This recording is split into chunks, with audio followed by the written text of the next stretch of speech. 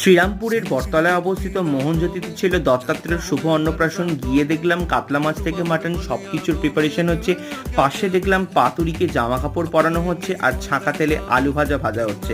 আমি দত্তাত্রেয়কে কোলে তুলে নিয়ে একটুখানি ঘোরাঘুরি করে দেখতে পেলাম অনেক কিছু আইটেম আছে, তাই দেরি না করে প্লেট সাজিয়ে প্রথমে দিয়ে দিল লম্বা লম্বা চালের ভাত থেকে শুরু করে ঘি, শাক ভাজা।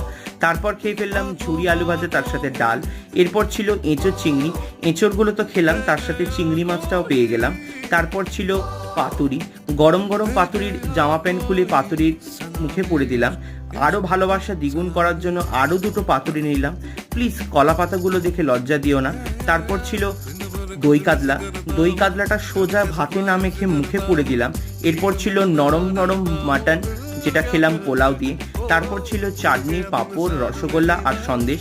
সব কিছু আইটেমের এই কোম্পানির ইনি মালিক, ফোন নাম্বার নিচে দিলাম।